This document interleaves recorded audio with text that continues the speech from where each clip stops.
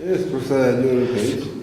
You're welcome to the podcast program. We are very happy to have you here. You know, you are very busy being a non-resident senior research fellow at UNU Wider and senior research fellow at the Brookings institutions, but also country director for the IGC program here. Very welcome indeed. Well, thank you, Sam. It's always a pleasure to be back in Dar es Salaam, and it's always a pleasure to talk to you. So, as you know, Africa has made a decision to industrialize. We are the least industrialized continent, but we want to move out from there. Yet Africa is well endowed with natural resources. Do you see the natural resource endowment being an advantage to the industrialization agenda in Africa? That's a very hard question to answer, I think, for two reasons. The first is that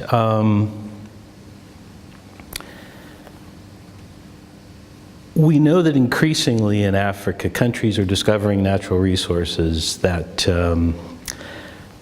they, I think, never conceived they would have. If I just look around East Africa, for example, who would have predicted that Uganda and Kenya would be newly oil or potentially oil exporting countries? Who would have predicted that Mozambique would be sitting on an ocean of natural gas? And who would have predicted that Tanzania, a mining country, would suddenly become a gas producing or potentially gas producing economy? So natural resources, I think, are going to be increasingly a fact of life in Africa. And in fact, the global statistics tell us that African countries have, in terms of their total wealth, the second largest share of natural wealth, which is mineral and assets in the ground, relative to other continents, with the exception of the oil-rich countries of the Persian Gulf. So this is a potentially very natural resource intensive continent. At the same time, we know that natural resources work against industrialization, because the way in which prices in a natural resource rich economy work, relative prices, causes the economy to have difficulty producing other tradable goods, and particularly anything which is exportable, beyond the natural resource sector itself. This is something that's called Dutch disease. We've known about it for a very long time. In fact, since the Dutch experienced a problem of deindustrialization with their own natural gas boom. But the issue then is, I think, and it's the subject of a book that the Brookings Institution and UNU Wider have produced quite recently on the resources and industrialization question. The question is how you use the resources from natural gas or from other types of minerals and the opportunities that are created by the multinational investors who come in pursuit of those minerals to push the process of industrialization. So there's a bad news story associated with natural resources, which is that it's more difficult if you're a resource-rich economy to industrialize. And prices make it more difficult to industrialize. Incentives make it more difficult to industrialize. But there are also opportunities that are generated by the revenues, by the linkages and value chain relationships that are taking place with the natural resources sector, and by public policy, which can make the economy more competitive. Because we know that it's not just the exchange rate that determines international competitiveness.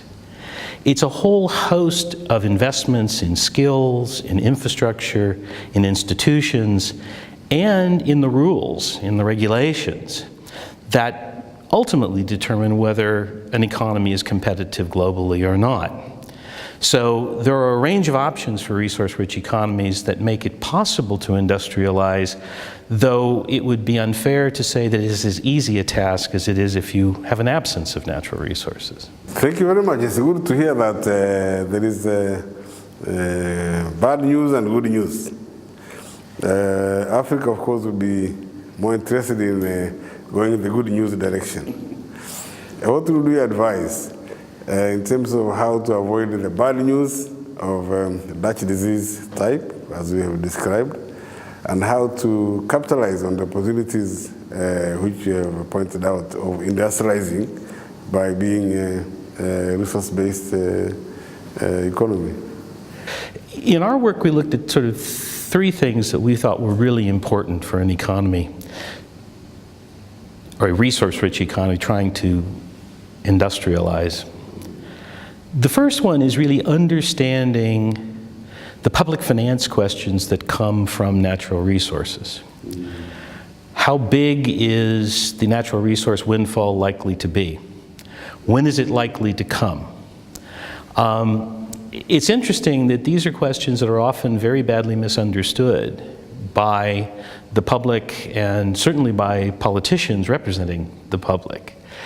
Because we've found that across Africa, the size of a resource windfall is oftentimes overestimated.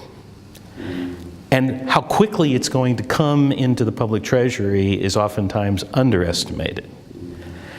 Whether it's a mine or whether it's a gas field or whether it's an oil well, we know that it's a period oftentimes of decades between an initial discovery and the time at which revenues really begin to accrue to the treasury. We also know that because of the nature of production agreements between the multinational companies who do resource exploitation and governments, revenues tend to vary quite substantially, even in an environment in which prices are fairly constant. So volatility is a fact of life for the Treasury, and delay is a fact of life for the Treasury. That's, again, I think from the point of view of the public, probably an unpalatable story to hear. And in fact, we know of some countries, Tanzania an exception, I would say, in which the pressures to spend forward from natural resource revenues, countries like Ghana or Zambia, have built up to the point where they're beginning to accrue unsustainable levels of debt.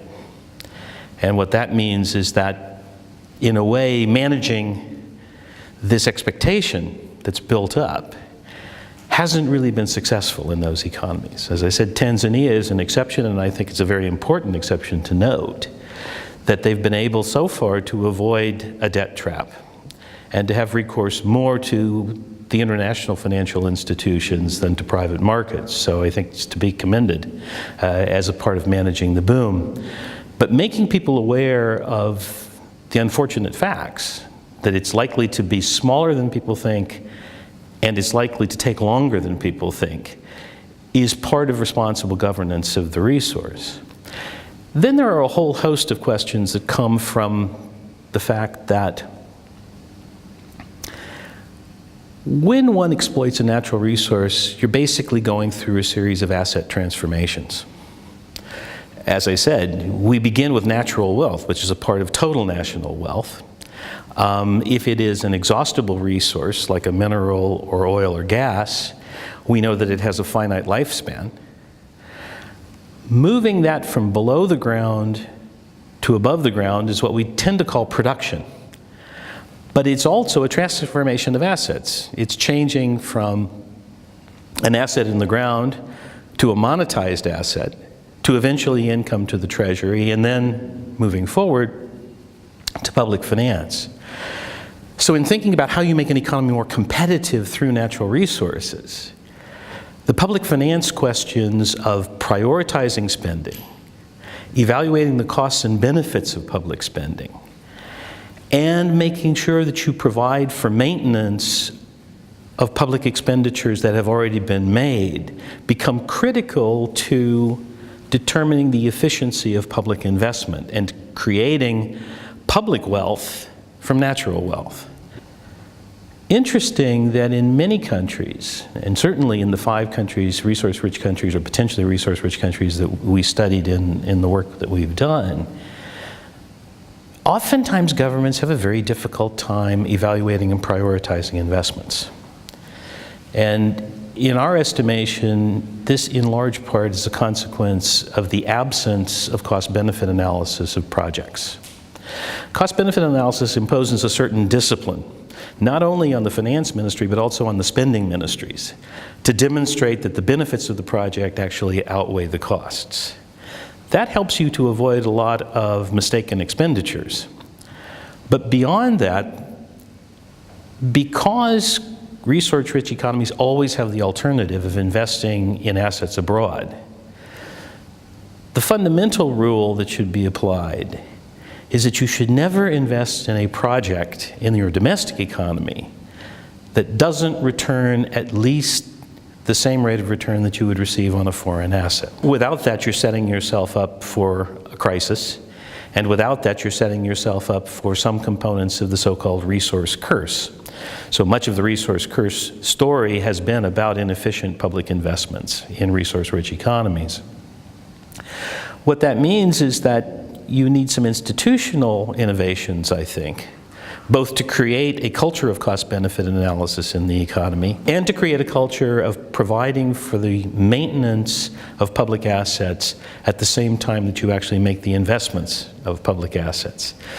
And if I recall from yesterday's discussion, you were talking a bit about the fact that from time to time Tanzania has had some trouble with thinking through in that way and setting up a medium-term framework to provide for the maintenance of public assets. So it's something that I think policymakers here need to be aware of. But making public investment more efficient is certainly the first step in the set of decisions that need to be made to make the economy more competitive. What else can governments do? They can look at the institutions that affect international competitiveness, whether it's the functioning of the port, whether it's the customs, whether it's the logistics chains that operate to move goods into international trade. All of these are amenable to checks, reforms, rewriting the rules, and making things more competitive. And they can finally look at the skill set of the population and ask the question, do we have the skills we need to be competitive in an increasingly difficult global economy? And if not, where should the priorities be in education and in vocational training and skills development to help us become a more competitive economy? So these are some of the things that governments can do using public resources and public investments to improve the competitive posture of the economy. Thank you very much. So at least we now see that there is a room for action, policy-wise, at the level of governments. Now, do you see action at the broader level, like the regional level, Africa-wide level, maybe the global level, which can make it easier to exploit the opportunities African countries have on natural resources? At the global level, there are a number of initiatives, but I have to say most of them have focused, at least to this point, on the rules that govern the transparency and use of revenues and on the agreements between multinational companies and national governments governing payments of royalties and other forms of payments for the right to extract natural resources. So the International Transparency Initiative, for example, for resources, which is a kind of public-private partnership that works through both the individual extractive companies and governments to try to set up better transparency and rules of the game for that, I think has made a major contribution. Paul Collier with his Natural Resources Charter, making this information available and showing what best practices are around the world in terms of disclosure of this kind of information, again, I think has made a big difference in that. But when you get a little further downstream, which is really the part of the story that we're talking about, then I think there's a serious question about what the international community can do, and perhaps I would argue they can do more. One thing they can do certainly is to help governments that want to educate their public about the variability and the unpredictability of commodity prices and commodity price volatility. Both the IMF and the World Bank have very large departments that are dedicated to looking at global commodity prices. That could be a form of technical assistance to a government, say the government of Tanzania, that perhaps might want to inform the parliament about what are the risks and opportunities that are associated with natural gas. And we've already seen, in fact, that to some extent, Tanzania, with the public debate about the investment decisions and the delay in the investment decisions of the gas companies, is experiencing one of these moments in which the early optimism about the size of the discovery is running up against the later reality of a decline in natural gas prices. So this is somewhere where I think the international financial institutions can be helpful. I think they can also be helpful in taking a more active role in supporting governments that want to improve the quality of their public expenditure analysis and the quality of their prioritization of investment projects. They themselves have a vast experience in the implementation of investment projects. To some extent, they have experience in the use of cost-benefit analysis. They have countries such as Botswana and Chile, who are resource-rich economies, who have institutionalized the process of cost-benefit analysis. And so I think some South-South learning could take place here, which would be very useful, and they could facilitate that, certainly. Finally, and it's difficult to say that in the current environment, I think, sustaining the openness of the global trading system is absolutely crucial. Because once again, we're talking about trying to make an economy competitive in things beyond gas or beyond gold or beyond coal. What that relies upon fundamentally is a trading system which has rules, which is open, and where if you do increase the competitiveness of your economy and begin to make inroads into markets, you don't have to worry about being slapped with some kind of retaliation. The US, I think, has begun seriously to retreat from its leadership in the global economy. And as an American, of course, that's a painful thing for me to say. But we are seeing countries like China, countries like Brazil, begin to move forward and take up the place, countries like India, of the US and perhaps the Europeans and the British in the leadership of the multilateral system. I think they need to step forward with some leadership here to keep that trading system open. They have an interest in doing so, and in doing so, I think they can also make it easier for African economies to get into the global game beyond simply exporting commodities and natural resources. So I think that's an important area. Finally, we come to a more contentious area, I suppose, which is preferences. The European Union has a system of preferences, which I think is called these days the Economic Partnership Agreements with Africa. The United States has a preference system called the Africa Growth and Opportunities Act, AGOA. The Chinese have preferences, but they're interesting because they're hard to figure out. They do them country by country by country, and they're not terribly open about what the nature of those preference systems are. If one thinks about the opportunities that are available in the global market today, perhaps the toughest market for Africa to crack is East Asia. And so the Chinese could actually exercise some leadership here. One thing they could do is quite simply to unify their preferences across the entire continent, publicize what they are, and then because of their unique position in Asia, I think put a little pressure on their Asian trading partners to match those kinds of preferences. If there's any bright news to Brexit, it might be that the British will have an opportunity, if they actually move outside of the European Union customs rules, to create their own system of preferences for African economies. And we could therefore have a tripolar set of preferences, at least on the American and European side. But I think the big missing component is the Chinese factor. And if the Chinese will do this, then I think we're also creating more opportunities for African exports. That's not to say that aid is not important, because aid obviously is important.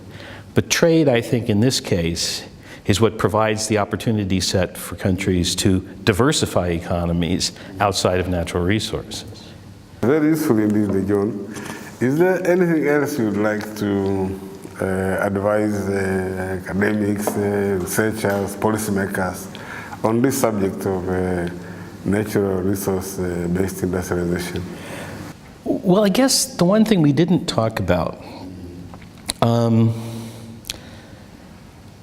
is the question of local content and actually building industry into the natural resources value chain. This is a political reality, I would argue, for every government that has a natural resource discovery. Certainly we saw it here in Tanzania 10 years ago with the discovery of gas, and we've seen it in Ghana with the discovery of oil, we've seen it in Uganda with the discovery of oil, we'll see it in Kenya as the oil finds become a reality. The public and the business community quite reasonably begin to ask, what's in it for us? How do we get into the game? What we know is that because of the nature of the supply chains of multinational firms, it's often very difficult, and frequently the multinational firms and their primary suppliers, their first-tier suppliers, would prefer to work with other foreign enterprises than to work with domestic firms. In part, that's a problem of attitudes, but in part it's also a problem of capabilities. And one of the reasons why they don't like to work with domestic firms is that domestic firms have difficulty meeting the timeliness, the price, and the quality specifications that an industry needs in order to be efficient and to make a profit. So this opens up a whole host of questions about how you then effectively integrate national firms into these value chains. The easy solution, and the one that one sees very frequently, certainly not just in Africa, one sees it all over the world, is for a parliament or a legislature to pass a local content requirement and say, we need a multinational enterprise that wants to mine or to extract gas or oil to spend X% of their procurement on domestic manufacturing firms. The trouble with that is that the question really is, why do you do that legislation in the first place? And the reason is, I think, because you want domestic firms to have the opportunity to learn new capabilities and new skills by becoming part of these value chains. The trouble with legislating that is that oftentimes the multinational companies, and certainly their first-tier suppliers, understand very well how to meet the letter of the law without actually meeting its spirit.